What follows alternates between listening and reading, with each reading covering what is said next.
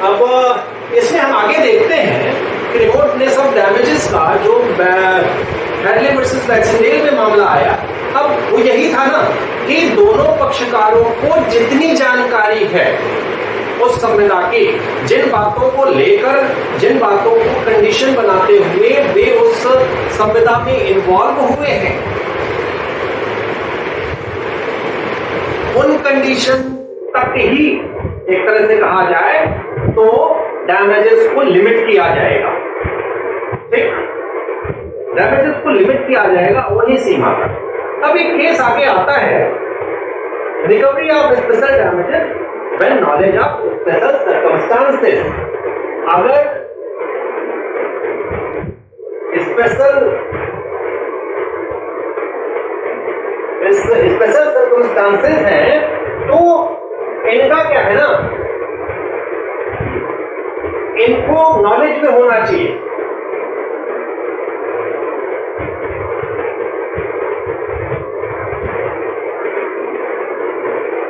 Special circumstances अगर knowledge में होंगे तभी स्पेशल डैमेजेस मिलेंगे।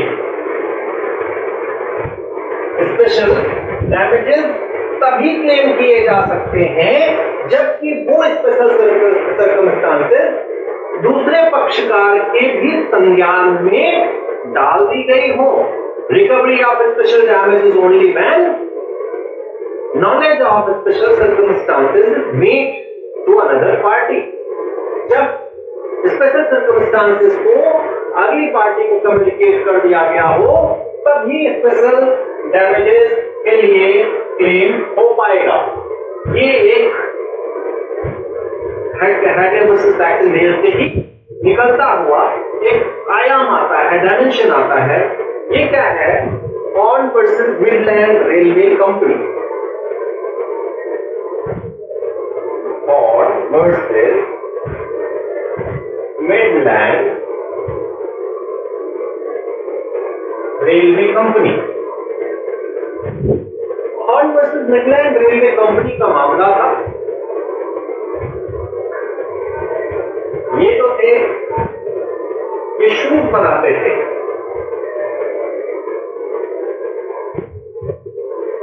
शूज मैन्युफैक्चरर थे जो ये प्लांटेड थे। इन्हें शूज की सप्लाई करनी थी फ्रांस की सेना के लिए।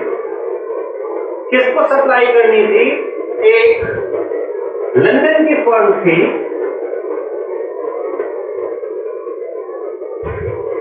लंदन की फर्म थी। अब ये इनको देते, थोड़ा क्वालिटी कुछ रहा होगा स्पेसिफिक। हुआ क्या? इसमें दो गुने का, चूंकि सरकारी मामला लग रहा है तो जैसे इंडिया में है वैसे वहां भी रहा होगा, दो गुने प्रॉफिट की बात थी। 50 रुपए किस तौर पे में सप्लाई होती थी तो बड़ा इंटरेस्ट रहा होगा इनका भी। इन्होंने उठा के मिडलैंड रेलवे कंपनी को दिया कि 3 फरवरी तक इसको वहां डिलीवर करना है। बहुत जरूरी है, 3 फरवरी तक इसको करना है। ठीक है, देर हो गई जैसा इस केस में होना था, डिलीट देर हो गई तो इस फॉर्म में लंदन की जो फॉर्म थी इसने कहा नहीं लेने वाले हम, हो गया तुम्हारा नाटक बहुत हुआ, क्या समय से दे नहीं पा रहे सप्लाई, आगे क्या करोगे? अब उस जो जूते थे उनको इन्हें दूसरी मार्केट में आधे रेट में बेचना पड़ा। भाई आधे रेट में बेचना पड़ा, नुकसान हुआ, नुकसान हुआ ना। ऐसी स्थिति में जब इन्होंने क्लेम किया, बात लाया सुपर डैमेजेस का, कोर्ट ने कहा कि बहुत विशेष परिस्थिति थी, आप यहां पे डिफेंस के लिए काम कर रहे थे, डिफेंस के लिए काम कर रहे थे और आपका जो भी इशू था आपको इन्हें स्पेसिफिकली बता देना चाहिए था। क्या बात है? स्पेशल सर्कमस्टांसेस नॉलेज में लाना चाहिए, तभी आप स्पेशल डैमेजेस के लिए क्लेम करेंगे। आप अपने नुकसान के लिए तो क्लेम कर रहे हो, क्या उसको बताए थे क्या कि मैं भेज रहा हूं, अगर मुझे नुकसान हुआ तो इतने रुपए का होगा, अगर टाइम से नहीं पहुंचा तो इतने रुपए का क्लेम मैं करूंगा। अभी यहाँ क्या है, 3 को भेजना है, 3 तक पहुंचने में ठीक है 2 दिन डिले हो गया, 5 दिन हो गया, तो चलता है, जो एक जनरल परसेप्शन है चलता है, ठीक। लेकिन स्पेसिफिक होने के कारण इसको नॉलेज में लाना पड़ेगा, otherwise you are only eligible to get general damages. यहां तक बात आपको समझ में आई होगी। इसमें जज साहब ने एक बहुत अच्छा सा उदाहरण दिया कि अगर कोई, मान लीजिए कि अगर कोई वकील है, बैरिस्टर है, तो बैरिस्टर तो पहले मतलब अभी तो शुरुआत में किसी केस में जाते हैं यूएमओ और कहां, पहले हमारे महात्मा गांधी जैसे वकील भी साउथ अफ्रीका की जर्नी करने चले जाते थे वकालत कर, और वहां के लोग भी इधर आते थे। तो उन्होंने उदाहरण दिया कि एक अगर इधर से कोई वकील बैरिस्टर जा रहा है कलकत्ता में, उसको कहीं कुछ केस वेस लड़ना है, और वो पेज में कहीं फंस जाए, पेज में अभी भी कुछ दिनों पहले भी कुछ फसावट हुई थी, फंस जाए या उसको रुक जाए किन्हीं लापरवाही से जो उसको शिप ले जा रही है उसके कारण, तो अगर पेज में फंस गया तो उसको वहां 10-20 केसेस देखने हैं, 1,50,000 रुपए कमाना है, उस समय की बात थी। तो क्या हम उन सब के लिए थोड़े दायी ठहराएंगे? The other party cannot be held for all such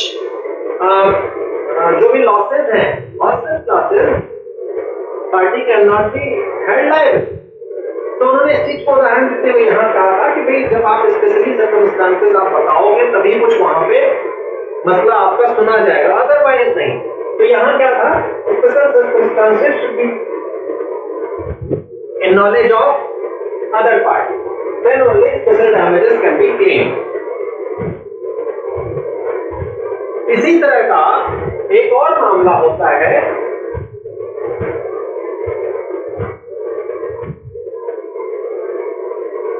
British Columbia saw मिल।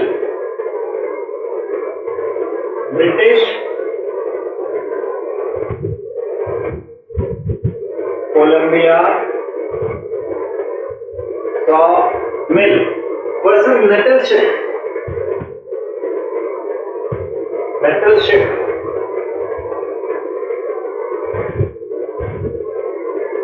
इसमें कुछ खास नहीं था, यही था कि एक सॉ मिल जो देख रहे हैं ना, सॉ मिल, इसने कहीं से अपने जो सॉ मिल थे उसके पार्ट्स परचेज किए थे, जो या 3 या 4 बॉक्सेस में थे अलग अलग, और उनको जब एक जगह आता, यहाँ ये उसके बाहर थे, कुरियर थे, ये जब 1 बॉक्स 2 बॉक्स 3 बॉक्स 4 बॉक्स सब के सब इनको दिया, और ये जब डिलीवर हो जाते तो इनको क्या करते, असेंबल करके ही पूरी सॉ मिल बन पाती, जो भी उसकी मशीनरी थी। अब इसमें से क्या हुआ, एक को इन्होंने खुआ दिया, तो सॉ मिल ने फिर वही लंबा चौड़ा क्लेम किया। सोच लीजिए कि आप, हम लोग एक जनरल कंसेप्शन में क्या होते हैं कि थोड़ा सा नुकसान हुआ तो हम इसको यहां तक कोर्ट में घसीटेंगे, इतना मेरा नुकसान हुआ, ये हुआ वो हुआ, उतना नहीं कर पाएंगे। यहां से आप ध्यान में रखिएगा, जितना क्लोज आपका रिलेशन होगा लॉसेस से, ब्रीच का, उतना ही क्लेम कर पाएंगे। यहां से ध्यान में रख लीजिएगा भाई। तो इन्होंने कहा ये खोया, वो तो लॉस हुआ ही, आ गया होता भाई, कोई भी कहीं अगर बाहर से आप मशीनरी खरीद रहे हो तो 4-6 महीने का समय लगेगा, पहले शिफ्ट वगैरह से चलती थी तो 7 साल भर का समय लग सकता था, तो हो गया, वो तो नुकसान हुआ ही हुआ। दूसरा नुकसान ये हुआ कि इतने दिन हमने काम किया होता, वो फायदा ये वो था, जहां दुनिया भर का इन्होंने क्लेम किया, बट ये सब जो थे कंसीडर नहीं किए गए। ठीक है, हो गया तो हो गया। इसको ऐसा करो, जितना इसका नुकसान है, जितने का माल था उतना क्लेम कर दो, जो फ्रेट कैरेज है इन सबको ले लो, इससे ज्यादा नहीं मिलने वाला। ठीक है, तो स्पेशल डैमेजेस यहाँ पे ऐसा कुछ नहीं मिलने वाले, ओनली जनरल डैमेज। अब बात आगे आती है, अगर अभी तक हम लोगों ने देखा कि जितना नॉलेज है उतना लॉस मिलेगा, डैमेजेस के रूप में पूरा होगा। लेकिन हम बात कर रहे हैं कि अगर नॉलेज में हो क्या स्पेशल सर्कमस्टांसेस, स्पेशल सर्कमस्टांसेस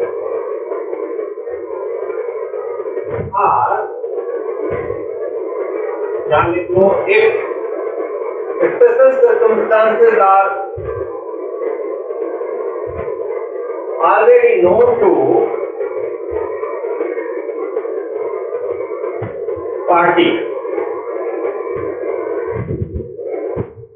अभी तक हमने बात की जनरल डैमेजेस मिलेंगे, जनरल डैमेजेस मिलेंगे, तो बताया नहीं, तो क्या कुछ ऐसा मसला है कि कुछ बता के भी काम हो सकता है? हाँ, एक है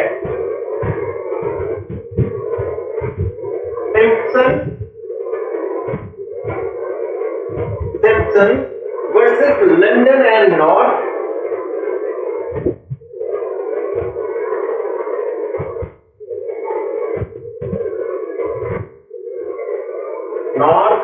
Eastern, नहीं Western, North Western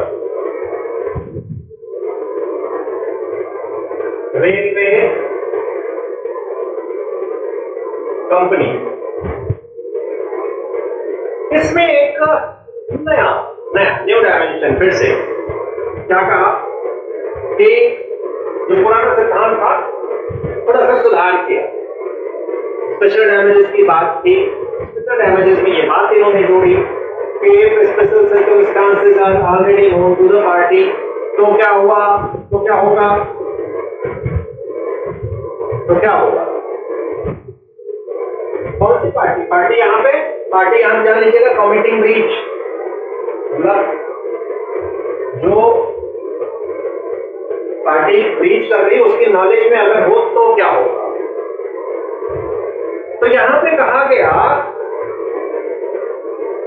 वही चीज कि जिन परिस्थितियों को बता दिया जाता है उन परिस्थितियों के लिए कब जो ब्रीच करेगी पार्टी वो क्या होगा?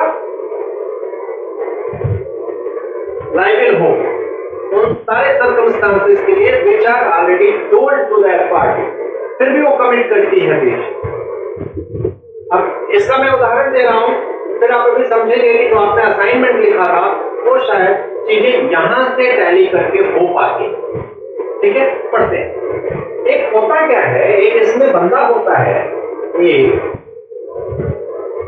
और ये रेलवे कंपनी है ही है। ठीक है, रेलवे कंपनी को इस जगह पे रख लो, ये सिम्पसन है। ये कैटल शोज में एक प्लेस कोई है, वहां पे कैटल शोज में, कैटल शोज माने पशुओं का मेला वाला लगता है ना, वहां पे ये अपने एग्रीकल्चरल रिलेटेड इम्प्लीमेंट यानी औजार, जिसको कहेंगे औजार को उपकरण, कृषि उपकरण कह लीजिए, कृषि उपकरणों को होता है ना, कहीं मेला वेला लगता है तो रिलेटेड चीजें वहां पे भेजी जाती हैं, जो भी उसके ट्रेडर होते हैं, कुछ सेल हो, कुछ प्रमोशन हो और बाकी चीजें। तो ये अपने उपकरण ऐसे शोज में भेजा करते थे और इनको ये बात पता होती थी। लंदन एंड नॉर्थ वेस्टर्न, भाई जाहिर सी बात है आप कहीं काम करते रहते हैं तो बातें आप 4 बार काम करेंगे तो थोड़ा सा जो वहां पे अथॉरिटीज होती है उनको आपका जो कंसर्न होता है they are aware about it, उनको पता रहती है कि आप मेले में भेजते हैं उसमें ऐसा होता है, पैसा होता है, नुकसान होता है। तो ये बातें चीजें पता थी कि कैटल शोज में ये अपने जो पशुओं का मेला है तो कृषि उपकरण ही जाएंगे जो उससे संबंधित उपकरण कह सकते हैं, इनको ये बात पता थी। अब जिस तारीख को इनको वहां कैटल शो लगना था, इस हिसाब से London and north western railway company को इन्होंने उपकरण हैंडओवर किए कि वहां पे पहुंचा दो उस तारीख तक। नहीं पहुंचा पाए, नहीं पहुंचा पाए, तो जब नहीं पहुंचा पाए तो क्या होगा? इन्होंने सिम्पसन ने क्लेम किया ये लॉस हुआ है।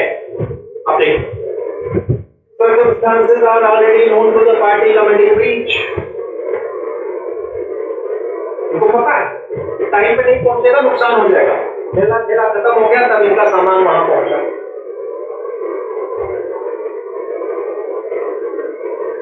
सिम्पसन के सारे क्लेम्स को कोर्ट ने एक्सेप्ट किया और उन सारे क्लेम्स के लिए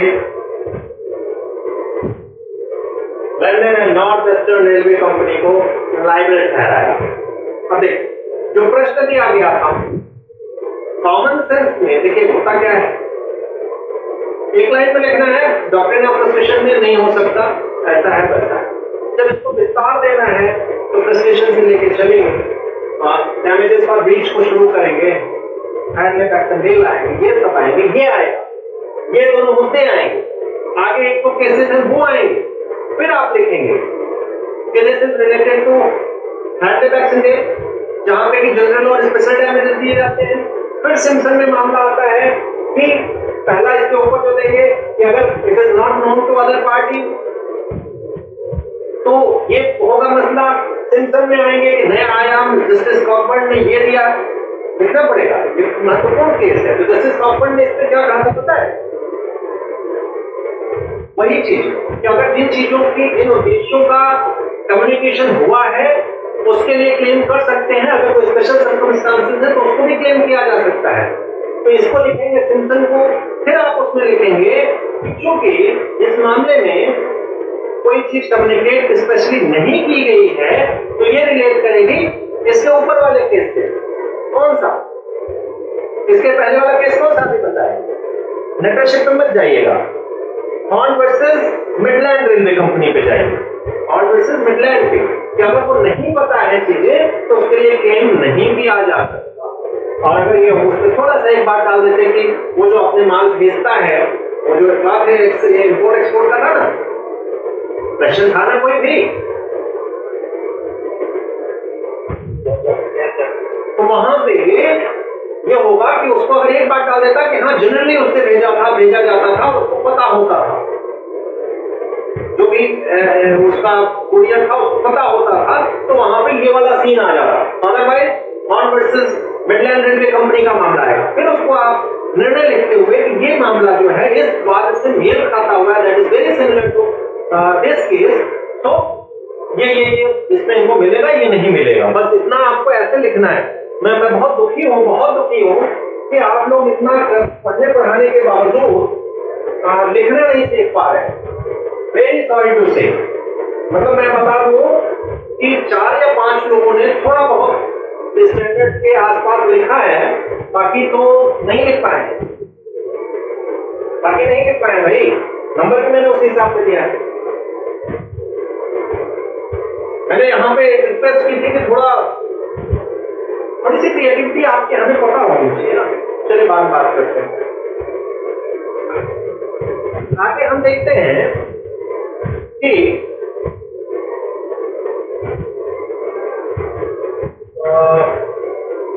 एक केस और देखिए,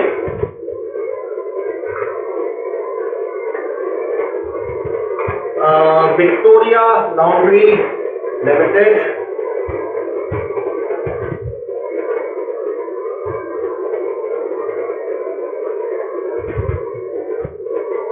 विक्टोरिया लॉन्ड्री की स्पेलिंग क्या होगा? विक्टोरिया लॉन्ड्री विंडसर शब्द लिखा है इसमें, विंडसर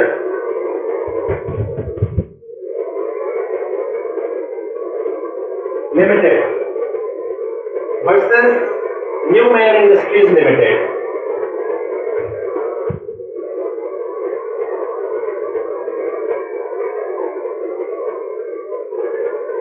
तो इसमें कुछ नहीं ऐसा खास है, बस यही है कि हैडले वर्सेस मैक्सवेल काफी पुराना होता जा रहा है मामला, तो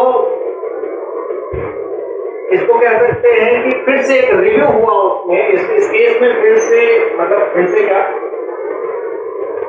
उस केस का हैडले वर्सेस मैक्सवेल को रिव्यू करते हुए कहा कि जो डैमेजेस हैं वो सिर्फ उन लॉसेस के अगेंस्ट मिलेंगे जिसके उसके बारे में एक जो पार्टीज हैं उनको रीजनेबल नॉलेज हो, ठीक है, या रीजनेबल जो पर्सन कह सकते हैं ना, पहले भी हम लोग पढ़ चुके हैं कि रीजनेबिलिटी क्या होती है। तो एक आदमी जो है, एक व्यक्ति जो है, पार्टी जो है, उसको रीजनेबल वे में इतना समझ में आ जाए, हाँ ये लॉसेस हो सकते हैं बीच में, ठीक है।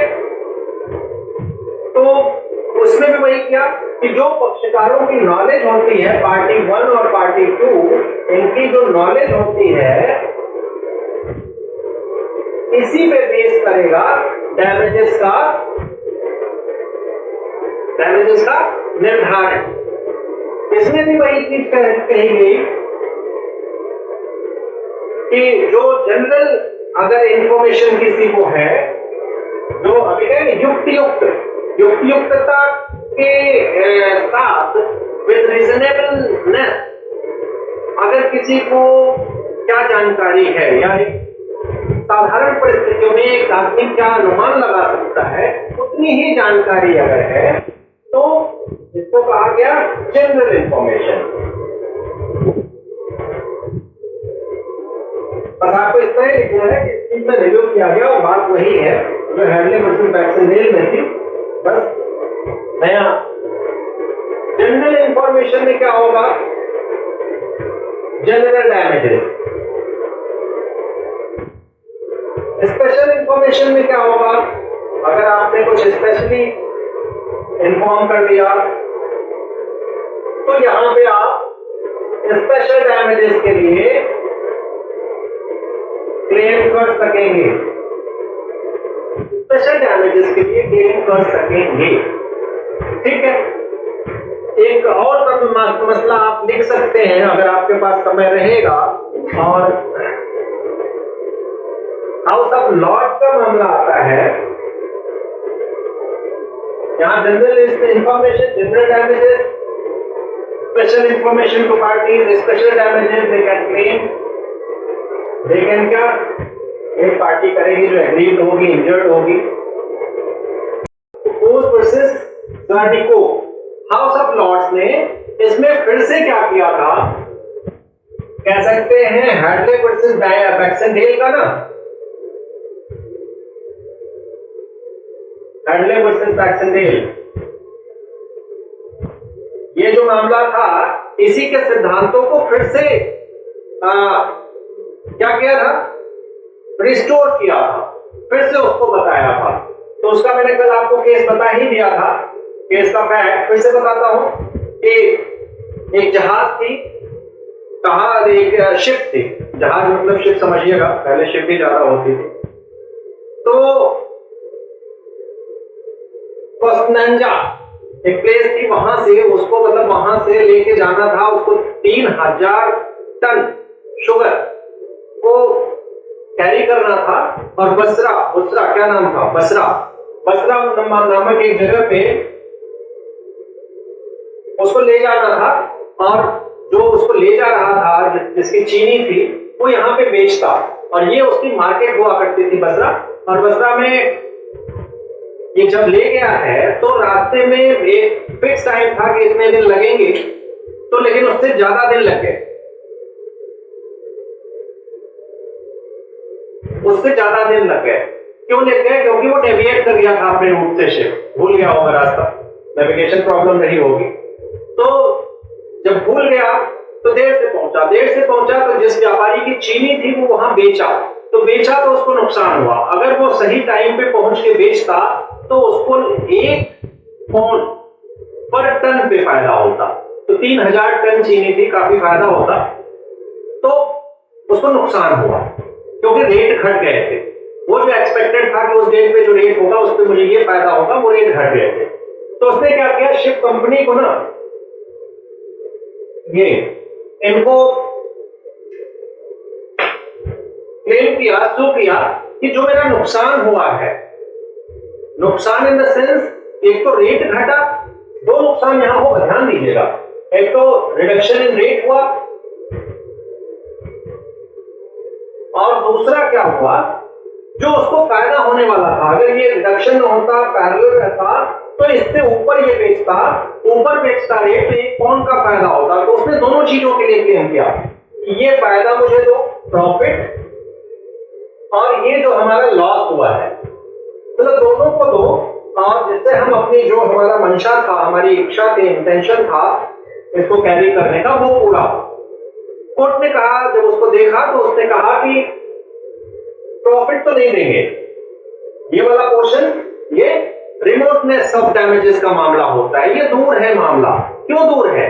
क्योंकि आपने उसको ये ऐसा कुछ नहीं बताया था कि हम ले जाके तुरंत बेचेंगे, इसलिए हमें ये फायदा होगा, ये नुकसान होगा, उस डेट पे नहीं पहुंचा, तो ये सारी चीजें नहीं बताई थी।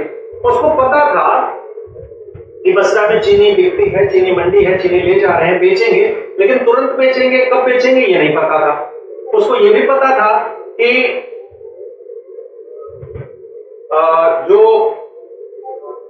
ये चीनी के रेट जो है वो फ्लक्चुएट करते हैं, लेकिन उसी दिन फ्लक्चुएट करके डाउनवर्ड चले जाएंगे, ये भी उसको नहीं। तो इन सब चीजों को कोर्ट ने ध्यान में रखते हुए नहीं, प्रॉफिट के लिए नहीं, जो आपका रेट का डिफरेंस हुआ, मान लीजिए कि आपने खरीदा था 500 रुपए में, अब वो रेट घट गया 490 हो गया, तो 10 रुपए उसको दे दो, 10 पाउंड दे दो।